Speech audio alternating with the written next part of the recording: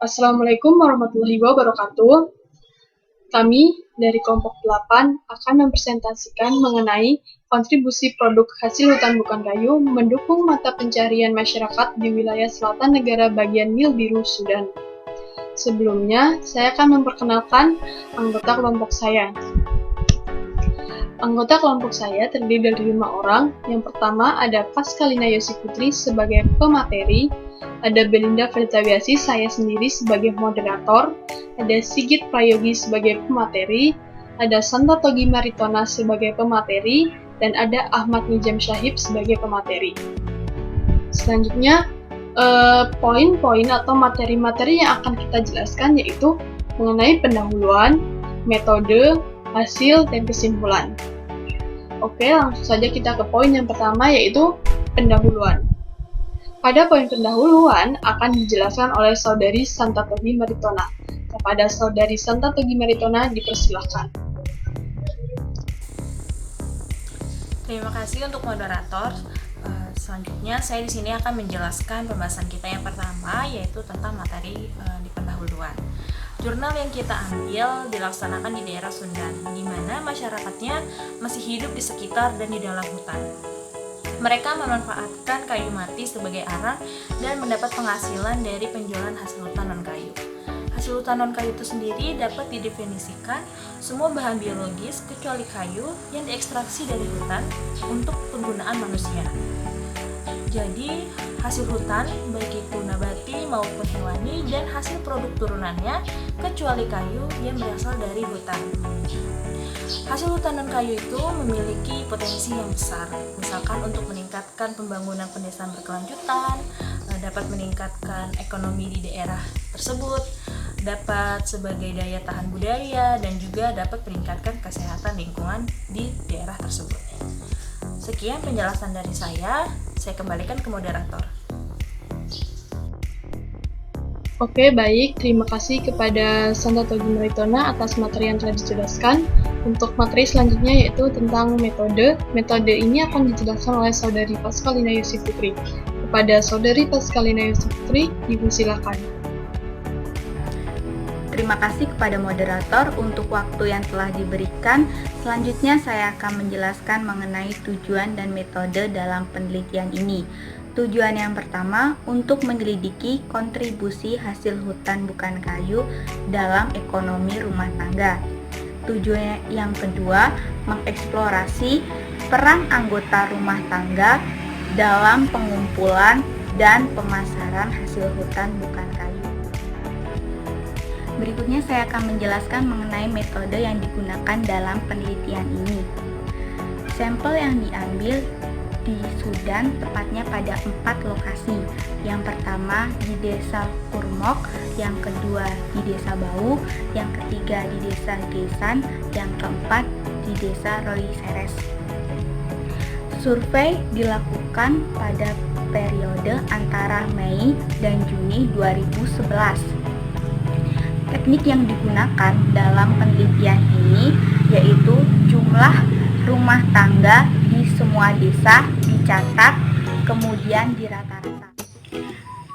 Data yang telah terkumpul kemudian diseleksi, disusun, dan diproses, yang kemudian dianalisis menggunakan paket statistik atau SPSS dengan menghasilkan statistik deskriptif. Demikian penjelasan dari saya kembalikan ke moderator. Terima kasih atas penjelasannya Saudari Pascalina Yosi Putri. Kemudian untuk materi selanjutnya yaitu mengenai hasil yang akan dijelaskan oleh Saudara Ahmad Nijam Syahib dan Sigit Prayogi. Pada Ahmad Nijam Syahib dipersilakan. Oke, terima kasih kepada moderator. Di sini saya akan menjelaskan dan memaparkan hasil dari penelitian. Terdapat 4 variabel yang digunakan dalam penelitian ini. Yang pertama yaitu usia responden, yang kedua tingkat pendidikan, yang ketiga pekerjaan, dan yang keempat gender dari masyarakat. Oke, hasil yang pertama yaitu mengenai usia responden. Terdapat 3 penggolongan umur dari masyarakat. Yang pertama yaitu umur 40-54 tahun, yang yang kedua 25-39 tahun, dan yang keempat 55-69 tahun. Nah, sebagian besar dari responden atau sekitar 53,8% terdapat pada kelompok usia 40-54 tahun, diikuti kelompok usia 25-39 tahun dengan persentase 27,5%. Nah, kedua kategori umur ini merupakan tenaga kerja utama yang terlibat dalam pengolahan hasil hutan dan pengumpulan hasil hutan bukan kayu serta pertanian. Sementara kategori yang ketiga yaitu umur 55-69 tahun atau responden yang sebesar 18,8%. Responden ini terlibat dalam kegiatan sederhana dan mudah untuk dikerjakan, seperti menjaga toko, kerajinan tangan, dan kegiatan lainnya.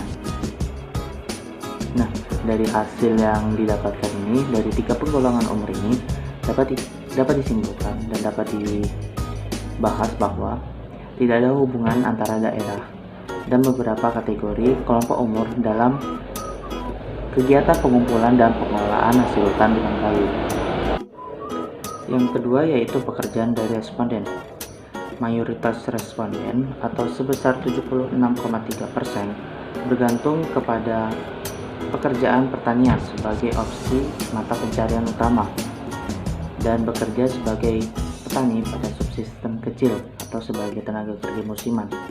Dan terdapat 66,3% bekerja pada pemeliharaan ternak, dan jumlah yang serupa sebanyak 6,3% responden memiliki toko-toko kecil di desa masing-masing.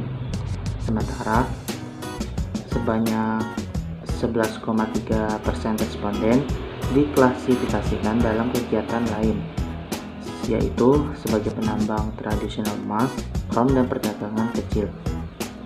Nah, dari hasil tersebut dapat dikatakan bahwa tidak ada hubungan signifikan antara pekerjaan responden, termasuk di dalam lokasi masing-masing, dengan hubungan yang kuat antara lokasi dan aktivitas ekonomi dari responden.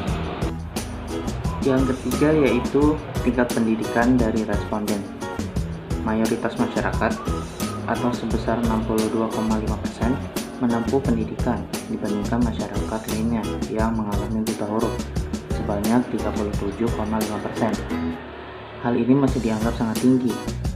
Hal ini disebabkan karena situasi konflik di negara bagian yang berlangsung selama lebih dari 20 tahun, dan selama itu orang-orang telah kehilangan sebagian besar aset dan layanan produktif seperti aset pendidikan, kesehatan, dan lain sebagainya. Nah, dapat dikatakan bahwa tingkat pendidikan responden tidak bergantung pada lokasi, yaitu lokasi yang berpengaruh pada pendidikan dari responden. Yang selanjutnya yaitu gender.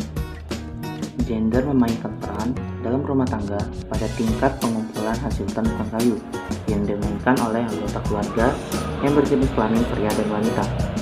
Dan proses pengumpulan dibentuk oleh ekonomi, sosial, budaya, dan konteks geografis tempat mereka tinggal. Nah, pada studi ini mengungkapkan proporsi hasil hutan bukan kayu yang dikumpulkan oleh setiap anggota keluarga yang berbeda dalam penelitian tiap daerah. Dari keseluruhan, lebih dari 62% dari hasil hutan bukan kayu dikumpulkan oleh perempuan dan anak-anak. Dan anak-anak mengumpulkan sebanyak 23%, sedangkan laki-laki hanya mengumpulkan 14% dari hasil hutan bukan kayu. Pada analisis statistik yang telah dilakukan, didapatkan bahwa terdapat perbedaan yang signifikan antara anggota keluarga yang sehubungan dengan jumlah hasil hutan bukan kayu yang dikumpulkan. Pada tingkat gender, laki-laki hanya mengumpulkan 14% dari hasil hutan bukan kayu. Nah, hasil hutan yang dikumpulkan oleh para pria biasanya berupa madu, bambu, dan daging liar. Mungkin cukup dari saya kembalikan kepada moderator. Terima kasih Saudara Nijam Syahib atas penjelasan yang telah diberikan. Penjelasan selanjutnya akan dijelaskan dan disimpulkan oleh Saudara Sigit Prayogi. Kepada Saudara Sigit Prayogi dipersilakan. Wanita dan anak-anak itu lebih ahli dalam koleksi, seperti kayu bakar, buah-buahan, akar, ubi, dan daun palem. Di bagian produksinya ada keranjang, tali, dan sapu. Proporsi hasil hutan bukan kayu yang dikumpulkan oleh anggota keluarga di seluruh desa itu berbeda. Jadi bagian wanita dan anak-anak itu mendapat persentasenya 23%, sedangkan laki-laki hanya berjumlah 14%. Sebelumnya masyarakat secara tradisional mengumpulkan hasil hutan bukan kayu. Untuk sekarang, produksi ini memperoleh nilai tambah di pasar pedesaan dan perkotaan yang menghasilkan pendapatan untuk penduduk. Kita lanjutkan di bagian kesimpulan. Jadi NWEP ini memainkan peran penting dalam ekonomi rumah tangga dan berkontribusi dalam rata-rata 34% dalam pendapatan rumah tangga jika dibandingkan dengan sumber daya pendapatan rumah tangga lainnya. Pengumpulan hasil hutan bukan kayu dilakukan oleh semua anggota rumah tangga dan mayoritas 62% adalah dikumpulkan oleh wanita. Baiklah, mungkin itu saja. Saya kembalikan kepada moderator. Terima kasih kepada teman-teman atas perhatiannya. Lebih dan kurangnya kami mohon maaf. Semoga ilmu yang kami berikan dapat bermanfaat. Dan buat teman-teman semua tetap jaga kesehatan, jaga kondisi badan, tetap di rumah saja untuk memutus tali penularan pandemi COVID-19. Selamat beraktivitas, semoga kita semua selalu dalam lindungan Allah Subhanahu wa Ta'ala. Terima kasih atas perhatiannya. Saya ucapkan wassalamualaikum warahmatullahi wabarakatuh.